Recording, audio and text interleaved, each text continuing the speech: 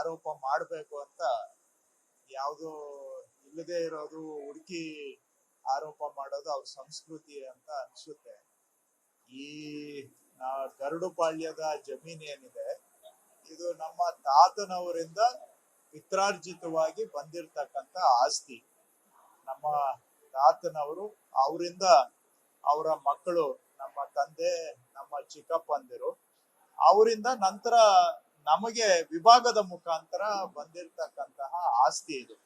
ಇದು ಯಾವುದು ಕೂಡ ಗ್ರಾಂಟ್ ಮಾಡಿಸ್ಕೊಂಡಿರುವಂತದ್ದಾಗ್ಲಿ ಅಥವಾ ನಾವು ಯಾವುದೋ ಒತ್ತುವರಿ ಮಾಡಿರುವಂತದ್ದಲ್ಲ ಅಥವಾ ನಮ್ಮ ಕಾಲದ್ದು ಅಲ್ಲ. ಇದು ನಮ್ಮ ತಾತನವರು ಕ್ರಯದ ಮುಖಾಂತರ ತೆಗೆದುಕೊಂಡು ಆ ನಂತರ ನಮ್ಮ ಕುಟುಂಬದಲ್ಲಿ ಭಾಗ ಆಗಿ ಭಾಗದಂತೆ ನಮಗೆ ಬಂದಿದೆ. ಹಿಂದೆ ಏನಾಗಿದೆ ಅನ್ನೋದು ಬೇಕಾದ್ರೆ ಯಾರಾದ್ರೂ ಚೆಕ್ ಮಾಡ್ಲಿ. ಇದು ನಮಗೆ ನಮ್ಮ ತಾತ ಅವರು ಖರೀದಿ ಮಾಡಿದ ಜಾಗ ಹೌದಾ ಅಲ್ವಾ, ಅದರ ಮುಖಾಂತರ ವಿಭಾಗ ಆಗಿ ನಮ್ಗೆ ಬಂದಿರೋದು ಹೌದಾ ಅಲ್ವಾ, ಈ ಕಾಲದಲ್ಲಿ ಇದು ಏನಾದ್ರೂ ಆಗಿದೆಯಾ, ಯಾವ ಕಾಲದಲ್ಲಿ ಇದು ನಮ್ಮ ಕುಟುಂಬಕ್ಕೆ ಬಂದಿದ್ದು ಅನ್ನೋದನ್ನ ಬೇಕಾದ್ರೆ ಯಾರು ಬೇಕಾದ್ರೂ ಚೆಕ್ ಮಾಡ್ಲಿ. ಅವರಿಗೆ ಸರ್ಕಾರ ನಾನು ಮಂತ್ರಿ ಆಗಿದ್ದೀನಿ, ಅಧಿಕಾರ ನಾವು ಉಪಯೋಗಿಸ್ಕೊಳ್ತೀವಿ ಅನ್ನುವಂತ ಅನುಮಾನ ಏನಾದ್ರೂ ಇದ್ರೆ ಬೇಕಾದ್ರೆ ಲೋಕಾಯುಕ್ತ ಕಡೆಯಿಂದನೂ ಅವರು ತನಿಖೆ ಮಾಡ್ಲಿ. ಅದಕ್ಕೂ ಲೋಕಾಯುಕ್ತ ಮೇಲೆ ನಂಬಿಕೆ ಇಲ್ಲ ಅಂದ್ರೆ ಬೇಕಾದ್ರೆ ಕೋರ್ಟಿಗೆ ಕೇಸ್ ಹಾಕ್ಲಿ. ಸೊ ಎಲ್ಲದಕ್ಕೂ ನಾವು ತಯಾರಿದ್ದೇವೆ.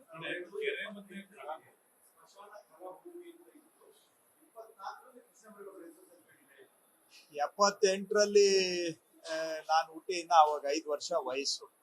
ಇದು ನಮ್ಮ ತಾತ ಅವರ ಜಮೀನು. ಅವ್ರಿಗೆ 3 ಗಂಡು ಮಕ್ಕಳು, ಚಂದ್ರಾಯಗೌಡರು, ನಮ್ ಚಿಕ್ಕಪ್ಪ ಅವರು, ಅವರ ಶ್ರೀಮತಿಯವರು ವನಜಮ್ಮನವರು. ಅವ್ರಿಗೆ ಇದ್ದಂತ ಭಾಗ ನಾವು ಕುಟುಂಬದಲ್ಲಿ ಪಾಲು ಮಾಡ್ಕೊಂಡಾಗ ನಮಗೆ ಪಾಲು ಬಂದಿದೆ, ನಮ್ಗೆ ಪಾಲಾಗಿ ಬಂದಿರತಕ್ಕಂಥದ್ದು. ಒಟ್ಟಾರೆ ಇದು ನಮ್ಮ ಪಿತ್ರಾರ್ಜಿತ ಆಸ್ತಿ, ನಮ್ಮ ತಾತನವರಿಂದ ಬಂದಿರತಕ್ಕಂಥದ್ದು. ಅದರಲ್ಲಿ ಏನಾದ್ರೂ ತಪ್ಪಾಗಿದ್ರೆ ಬೇಕಾದ್ರೆ ಅವ್ರು ಕಂಪ್ಲೇಂಟ್ ಕೊಡ್ಲಿ, ಅದಕ್ಕೆ ಸಂಬಂಧಪಟ್ಟಂತ ತನಿಖಾ ಸಂಸ್ಥೆಯವರು ಅಧಿಕಾರಿಗಳು ತನಿಖೆ ಮಾಡ್ತಾರೆ. ಚೆಕ್ ಮಾಡಿ, ನೀವು ಚೆಕ್ ಮಾಡಿ, ಅದಕ್ಕೆ ನೀವು ಚೆಕ್ ಮಾಡಿ. ಈಗ ಯಾರು ಅಧಿಕಾರಿ DC-ಗೆ ಕೊಡ್ಲಿ ಇಲ್ಲ ಲೋಕಾಯುಕ್ತಗೆ ಕೊಡ್ಲಿ, ಯಾರು ಬೇಕಾದ್ರೂ ಚೆಕ್ ಮಾಡಿ. ಈಗ ಸುಮ್ಮನೆ ಯಾವುದೋ ಇವ್ರಿಗೆ ರಾಜಕೀಯವಾಗಿ ತೀಟೆಗಳು ತೀರಿಸ್ಕೊಳ್ಳಕ್ಕೆ ಇಲ್ಲ ಸಲ್ಲದೆ ಇರೋದು, ಅದಕ್ಕೂ ನಾನು ಮಂತ್ರಿ ಆಗಿರೋದಕ್ಕೂ ಯಾವುದು ಸಂಬಂಧನೇ ಇಲ್ಲ. ಚೆಕ್ ಮಾಡ್ಲಿ, ಲೋಕಾಯುಕ್ತಗೆ ಕೊಡ್ಲಿ ಬಿಡಿ. ಲೋಕಾಯುಕ್ತಗೆ ಕೊಟ್ಟು ಅವರು ತನಿಖೆ ಮಾಡ್ತಾರಲ್ಲ, ನಿಷ್ಪಕ್ಷಪಾತವಾಗಿ ಸ್ವತಂತ್ರ ತನಿಖಾ ಸಂಸ್ಥೆ ಇದೆ, ಅವರಿಗೆ ಕೊಟ್ಟು ತನಿಖೆ ಮಾಡಿಸ್ಲಿ.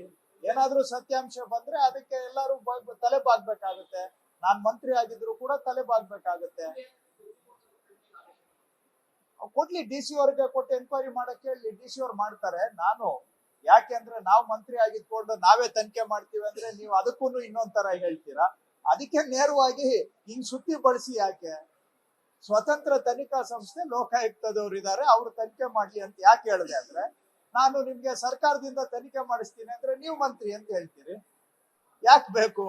ಯಾವ್ದೋ ಪಿತ್ರಾರ್ಜಿತ ಆಸ್ತಿ ಇದು, ಯಾವ್ದೋ ಕಾಲದಿಂದ ನಮ್ಗೆ ಬಂದಿರೋದು. ನಮ್ ತಾತ ಅವರು ಖರೀದಿ ಮಾಡಿ ಅವರಿಂದ ನಮ್ಗೆ ಭಾಗವಾಗಿ ಬಂದಿರತಕ್ಕಂತ ಜಮೀನು. ಅದ್ರಲ್ಲಿ ತಗೊಂಡ್ ಬಂದ್ಬಿಟ್ಟು ಇವತ್ತು ರಾಜಕೀಯವಾಗಿ ಕೆಸರು ಎರಚಾಟ ಮಾಡೋದು, ಅದನ್ನೇ ಉದ್ಯೋಗ ಮಾಡಿಕೊಂಡು ಇಲ್ಲ ಸಲ್ಲದ ಆರೋಪಗಳನ್ನ ಮಾಡೋದು ಕೆಲವ್ರಿಗೆ ಅದು ವೃತ್ತಿನೂ ಇರಬಹುದು, ಅಭ್ಯಾಸನೂ ಇರಬಹುದು, ಅದು ಅವ್ರ ಕೆಲಸ. ಅದಕ್ಕಾಗಿನೇ ಸ್ವತಂತ್ರ ತನಿಖಾ ಸಂಸ್ಥೆಗಳಿದಾವೆ, ತನಿಖೆ ಮಾಡ್ಲಿ. ಕಾನೂನು ಪ್ರಕಾರ ನಾನು ನಡ್ಕೋಬೇಕು, ಮತ್ತೊಬ್ರು ನಡ್ಕೋಬೇಕು, ಅದಕ್ಕೆ ನಾವು ತಲೆ ಬಾಗ್ತೇವೆ. ತನಿಖೆ ಮಾಡ್ಲಿ. ಈಗ ನಾನೇ ಯಾಕೆ ಸಫಾಯಿ ಕೊಡ್ಬೇಕು? ಯಾರಾದ್ರೂ ತನಿಖೆ ಮಾಡಿ ಅದ್ರ ಸತ್ಯಾಸತ್ಯತೆ ಏನಿದೆ ಅನ್ನೋದು ಅವ್ರು ಹೇಳಿ. ನಾನು ಯಾಕೆ? ನಾನು ಮಂತ್ರಿ ಆಗಿದ್ಕೊಂಡು, ಅದು ಕಂದಾಯ ಇಲಾಖೆ ಮಂತ್ರಿ ಆಗಿದ್ಕೊಂಡು ಅದು ಸರಿ ತಪ್ಪು ಅಂತ ನಂದು ವಿಷಯದಲ್ಲಿ ನಾನೇ ಹೇಳೋದಕ್ಕಿಂತ ಬೇರೆಯವ್ರು ಯಾರಾದ್ರೂ ಹೇಳಿ, ಕೊಡ್ಲಿ, ಅಲ್ಲಿಗೆ ದೂರು ಕೊಟ್ಟು ತನಿಖೆ ಮಾಡಿಸ್ಲಿ. ಆ ತನಿಖೆಗೆ ನಾವು ಸಹಕಾರ ಮಾಡ್ತೀವಿ. ಕೆರೆ ಜಮೀನು ಮತ್ತೆ ಸಮಾಧಿಯ ಜಮೀನುಗಳನ್ನ ಯಾರೇ ಇರಲಿ, ಯಾರು ತನಿಖೆ ಮಾಡ್ಲಿ, ಆಮೇಲೆ ತಾನೇ ಪ್ರಶ್ನೆ. ಅವ್ರು ಏನ್ ಬೇಕೋ ಹೇಳ್ತಾರೆ.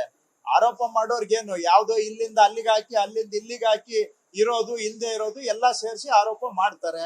ಆರೋಪ ಮಾಡೋರ್ಗೆ ಏನ್ ಬೇಕಾದ್ರೂ ಆರೋಪ ಮಾಡ್ಬೋದು. ಆರೋಪ ಮಾಡೋರ್ಗೆ ಯಾವ್ದು ಕಾನೂನು ಇಲ್ಲ. ಆದ್ರೆ ತನಿಖೆ ಮಾಡ್ಬೇಕಾದಾಗ ಎಲ್ಲಾ ಕಾನೂನುಗಳು ಕೂಡ ಬರ್ತದೆ. ತನಿಖೆ ಮಾಡ್ತಕ್ಕಂಥವ್ರು ಹಿಂದೆ ಏನು ನಂತರ ಏನು ಎಲ್ಲವನ್ನು ತನಿಖೆ ಮಾಡ್ತಾರೆ. ಅದಕ್ಕಾಗಿ ನಾನು ಹೇಳೋದು ಸ್ವತಂತ್ರವಾಗಿ ತನಿಖೆ ಆಗ್ಲಿ ಅಂತ.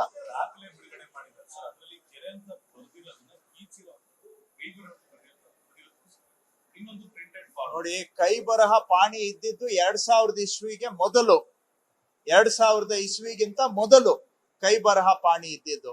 ಸೊ ಆವಾಗ ಏನಾಗಿದೆ ಅನ್ನೋದು ಕೂಡ ದಾಖಲೆಗಳು ತೆಗೆದು ನೋಡ್ಬೇಕು. ದಾಖಲೆ ತೆಗೆದು ನೋಡಿದ್ಮೇಲೆ ಗೊತ್ತಾಗುತ್ತೆ ಏನಾಗಿದೆ, ಏನ್ ಸರಿಯಾಗಿದ್ಯಾ ತಪ್ಪಾಗಿದ್ಯಾ ಎಲ್ಲವೂ ಕೂಡ. ಎಲ್ಲವೂ ತನಿಖೆ ಆಗ್ಲಿ ಅಂತ ಹೇಳ್ತಾ ಇದ್ದೀನಿ ಅಷ್ಟೇ ನಾನು. ಯಾವುದು ನಾವು ಅದಕ್ಕೆ ತನಿಖೆಗೆ ನಾವ್ ಯಾಕೆ ಎರಡನೇ ಬಾರಿ ಯೋಚನೆ ಮಾಡ್ಬೇಕು, ಸೆಕೆಂಡ್ ಯೋಚನೆ ಮಾಡೋದು ಯಾಕೆ? ಏನಿದ್ರೆ ಅದು ತನಿಖೆ ಆಗ್ಲಿ. ಕಾನೂನು ನಮ್ಗೆಲ್ಲರಿಗೂ ಮೇಲೆ ಇರ್ತಕ್ಕಂಥದ್ದು, ಕಾನೂನು ಕೆಳಗೆ ನಾವಿರೋರು. ಕಾನೂನು ಪ್ರಕಾರ ಏನೇ ಇದ್ರು ಅದಕ್ಕೆ ನಾವು ತಲೆ ಬಾಗ್ತೇವೆ. ಅಷ್ಟೇ ನಮ್ ಸ್ಟ್ಯಾಂಡ್. ತನಿಖೆ ಆಗ್ಲಿ ಅಂತ ಅಷ್ಟೇ ಹೇಳ್ತಾ ಇದ್ದೀನಿ.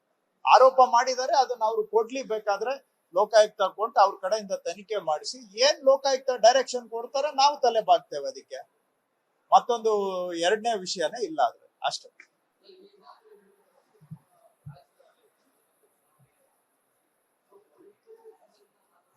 ಅಲ್ಲ ನೋಡಿ, ಇದು ರಾಜಕೀಯ ಪ್ರೇರಿತಾನೆ. ಇದ್ರಲ್ಲಿ ಇನ್ನೇನಿದೆ?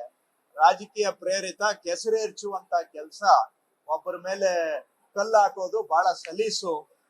ಏನೋ ಅಷ್ಟೋ ಇಷ್ಟೋ ಕೆಲಸ ಮಾಡ್ತಾ ಇದೀವಿ ಅಂತೇಳಿ ಅವ್ರಿಗೆ ಸಹಿಸೋದಿಕ್ಕೆ ಆಗೋದಿಲ್ಲ. ಅದಕ್ಕೆ ಕೆಸರೆರ್ಚಾಟ ಮಾಡ್ತಕ್ಕಂಥದ್ದು ರಾಜಕೀಯದಲ್ಲಿ ಸರ್ವೇ ಸಾಮಾನ್ಯ.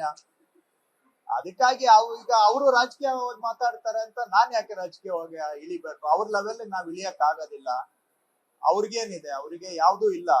ನಾವು ಸಾರ್ವಜನಿಕ ಜೀವನದಲ್ಲಿ ತಲೆ ಎತ್ಕೊಂಡು ಬದುಕ್ತಾ ಇದ್ದೇವೆ. ನಮ್ಮನ್ನ ನಮ್ಮ ರೆಪ್ಯುಟೇಷನ್ ಅನ್ನ ಹಾಳು ಮಾಡ್ಬೇಕು ಅಂತ ಈ ತರ ಎಲ್ಲ ಮಾಡ್ತಾರೆ. ಹಾಗಾಗಿ ಏನೇ ಇರ್ಲಿ, ತನಿಖೆ ಆದ್ರೆ ಸತ್ಯ ಹೊರಗ್ ಬರ್ತದೆ. ಆ ಸತ್ಯಕ್ಕೆ ನಾವು ತಲೆ ಬಾಗ್ಬೇಕಾಗುತ್ತೆ ಅಷ್ಟೇ.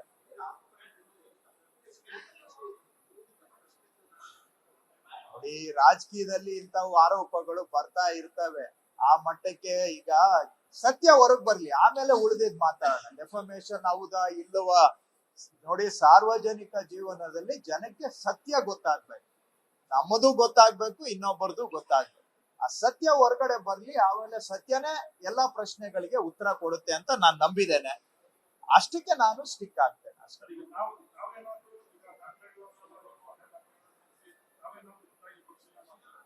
ನಾನು ಚೆಕ್ ಮಾಡಿ ನೋಡ್ತೇನೆ. ನೋಡೋಣ, ಚೆಕ್ ಮಾಡಿ ನೋಡ್ತೇನೆ. ಈಗ ಅದೇ ಮತ್ತೆ ನಾನು ಅಧಿಕಾರಿಗಳಿಗೆ ಸೂಚನೆ ಕೊಟ್ರೆ ನೀವು ಅದೇ ಹೇಳ್ತೀರಾ. ನೀವೇ ಸೂಚನೆ ಕೊಟ್ಟು ನಿಮ್ಮನ್ನೇ ತನಿಖೆ ಮಾಡಿ ಅಂದ್ರೆ ಎಷ್ಟು ಮಟ್ಟಿಗೆ ಆಗತ್ತೆ ಅಂತ ನೀವೇ ಹೇಳ್ತೀರಾ. ಅದಕ್ಕೋಸ್ಕರ ಆ ಲೈನ್ಗೆ ಹೋಗ್ಲಿಲ್ಲ ನಾನು. ಅದನ್ನ ನಾನೇ ಬಿಟ್ಬಿಟ್ಟೆ. ಯಾಕಂದ್ರೆ ನಾನು ಹಂಗ್ ಹೇಳಿದ್ರೆ ಇಮಿಡಿಯೇಟ್ಲಿ ನೀವ್ ಹಿಂಗ್ ಹೇಳ್ತೀರಿ. ಅದಕ್ಕೋಸ್ಕರ ಆ ವಿಷಯನೇ ಬೇಡ ಅಂತ ಅಷ್ಟೇ. ಅದಕ್ಕೆ ಅಲ್ಲ, ನೀವ್ ಹೇಳೋದು ಸರಿನೇ. ಅದಕ್ಕೆ ಆ ಲೈನೇ ಬೇಡ, ಇಂಡಿಪೆಂಡೆಂಟ್ ಸಂಸ್ಥೆಯವರು ಮಾಡ್ಲಿ ಅಂತ ನಾನು ಅದಕ್ಕೆ ಸ್ಟ್ರೈಟ್ ಅಲ್ಲಿಗೆ ಹೋಗಿದ್ದು. ಇಲ್ಲಿಗೆ ಹೋಗಿ ಅಲ್ಲಿಗೆ ಬರೋದಕ್ಕಿಂತ ನಾನ್ ಯಾಕೆ ಕೊಡ್ಬೇಕು ಸ್ವಾಮಿ? ನಾವು ನಮ್ ಪಿತರಾರ್ಜಿತವಾಗಿ ನಮಗ್ ಬಂದಿರೋ ಆಸ್ತಿ ಸುಮ್ನೆ ನಾನೇ ಹೋಗಿ ಎದ್ದು ಬಿದ್ದು ಹೋಗಿ ಇದ್ ಮೈ ಪರ್ಚ್ಕೊಳ್ಳೋದು ನಮ್ಗೆ ಯಾಕೆ? ಅವ್ರಿಗೇನೋ ಪಾಪ ಬಹಳ ಏನೋ ಇದ್ರಲ್ಲಿ ಏನೋ ಮಾಡ್ಬಿಟ್ಟಿದೀವಿ ಅಂತ. ಯಾವಾಗೋ ನೀವು 78ನೇ ಇಸ್ವಿ ಅಂತ ಹೇಳ್ತೀರಾ. 78ನೇ ಇಸ್ವಿಯಲ್ಲಿ ನನ್ಗೆ 5 ವರ್ಷ ವಯಸ್ಸು. 5 ವರ್ಷ ವಯಸ್ಸು ನನ್ಗೆ. 2000 ಇಸ್ವಿ ಅಂತ ಹೇಳ್ತೀರಾ. 2000 ಇಸ್ವಿಯಲ್ಲಿ ನಾನು ಈ ದೇಶದಲ್ಲಿ ಇರ್ಲಿಲ್ಲ. ಹಿಂಗೆಲ್ಲ ಇದೆ. ಸೊ ಹಾಗಾಗಿ ಇವಾಗ ಅದನ್ನೆಲ್ಲ ಹುಡುಕೊಂಡು ಬಂದು ನನ್ ಮೇಲೆ ಕೆಸರು ಎರಚಕ್ಕೆ ಏನೇನೋ ಮಾಡ್ತಾರೆ. ರಾಜಕೀಯದಲ್ಲಿ ಒಂದು ಘನತೆ ಗೌರವ ಒಂದು ಇರ್ಬೇಕು, ಒಂದು ಲೆವೆಲ್ಗೆ ಮೇಲೆ ಇರ್ಬೇಕು. ಆದ್ರೆ ಅವರು ಅದಕ್ಕಿಂತ ಕೆಳಗಡೆ ಹೋಗ್ತೀವಿ ಅಂತ ಹೇಳಿದ್ರೆ ಹೋಗ್ಬಾರ್ದು ಅಂತ ನಾವ್ ಹೇಳಕ್ ಆಗುತ್ತಾ? ಅವ್ರ ಕೆಲ್ಸ ಅವ್ರು ಮಾಡ್ತಾರೆ, ನಮ್ ಕೆಲ್ಸ ನಾವು ಮಾಡ್ತೀವಿ. ಕಾನೂನು ಸತ್ಯ ಎಲ್ಲದಕ್ಕೂ ಉತ್ತರ ಕೊಡುತ್ತೆ.